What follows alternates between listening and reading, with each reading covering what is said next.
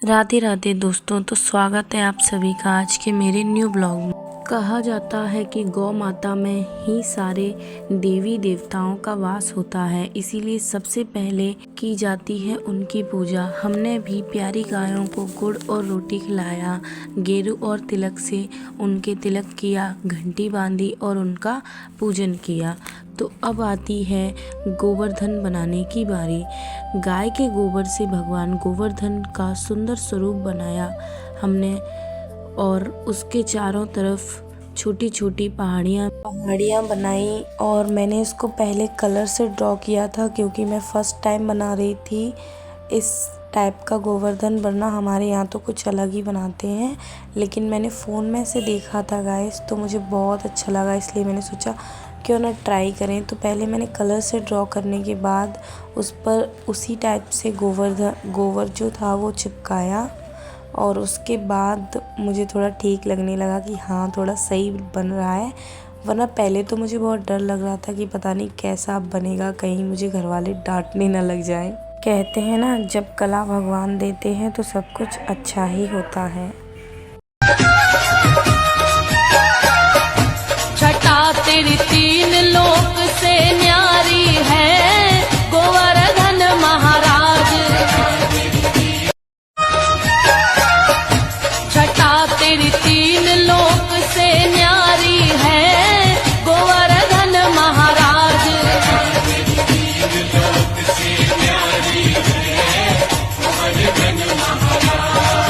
गोवर्धन पर्वत भी बोले श्री राधा राधा।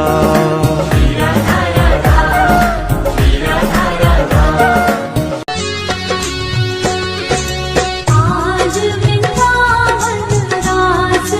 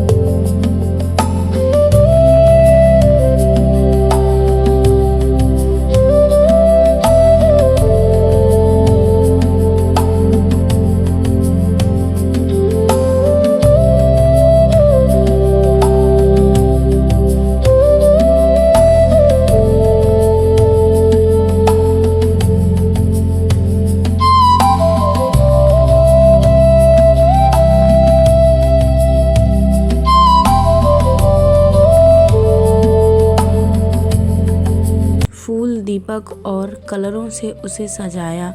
रंग भरने के बाद बारी आती है पर्वत को सजाने की। तब हमने उसमें छोटे छोटे फूल और कुछ नीम की पत्तियां लगाईं। सबने मिलकर इसमें हिस्सा लिया। सच में ये एकता और भक्ति भाव का प्रतीक है। जैसे ही शाम ढली सभी ने गोवर्धन पर्वत की पूजा की, श्री कृष्ण जी की पूजा की, भोग लगाया। जैसे मिठाइयाँ, खीर, पूड़ी, सब्जी रखी गई। सभी ने गोवर्धन जी की परिक्रमा की और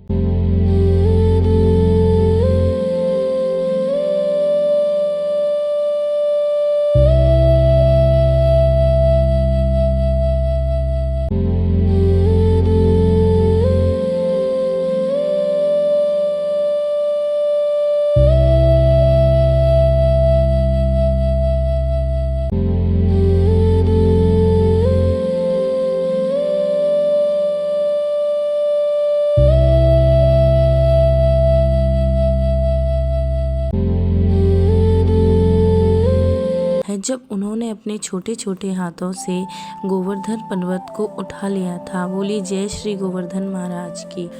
कहते हैं जब इंद्रदेव ने गुस्से में वृंदावन पर बहुत तेज वर्षा बरसाई थी, तब श्री कृष्ण ने सभी लोगों को बचाने के लिए अपनी छोटी छोटी उंगलियों पर गोवर्धन पर्वत को उठा लिया था।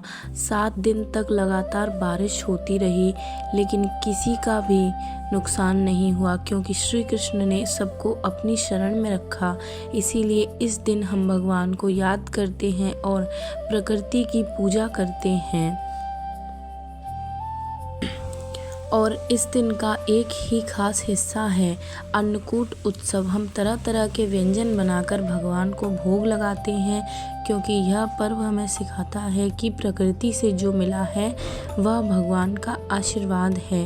गोवर्धन पूजा पर हमें याद दिलाती है सच्ची भक्ति सिर्फ मंदिर में ही नहीं, बल्कि हर उस जीव में, हर पशु में और हर पेड़ में भगवान को देखने में। हम जब प्रकृति का सम्मान करते हैं तब असल में हम भगवान की आराधना करते हैं। तो दोस्तों, इस गोवर्धन पूजा पर आइए हम सब संकल्प लें कि हम अपनी धरती, अपनी गाय और अपने पर्यावरण की रक्षा करेंगे और अपने जीवन में प्रेम और भक्ति का भाव बनाए रखेंगे।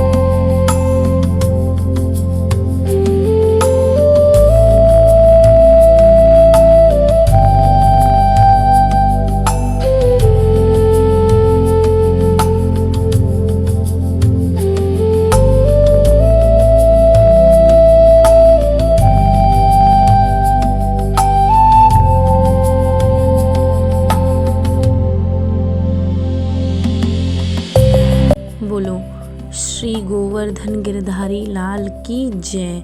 पूरा वातावरण भक्तिमय हो गया। इस तरह हमने मनाया जो गौ पूजन और गोवर्धन पूजा के ये सुंदर दिन। सच कहूँ तो हर साल ये पर्व हमें याद दिलाता है कि प्रकृति, पशु और भगवान तीनों ही हमारी श्रद्धा हैं। शाम होते ही सभी ने गोवर्धन पर्वत की पूजा की और जब गोवर्धन महाराज की पूजा हो चुकी थी तो शाम को दिया लगाने हम लोग गए थे। तो तभी हमें थोड़ी मस्ती सूझ गई और हमने वहाँ पर अनार फोड़ दिया।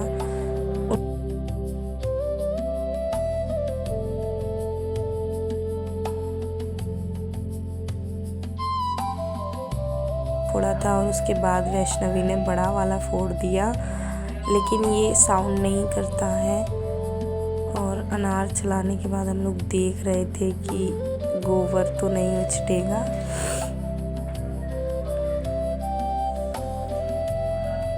और वाइब तो बहुत ही सुंदर आया था फ्रेंड्स। तो इसी के साथ हम मिलते हैं नेक्स्ट ब्लॉग में।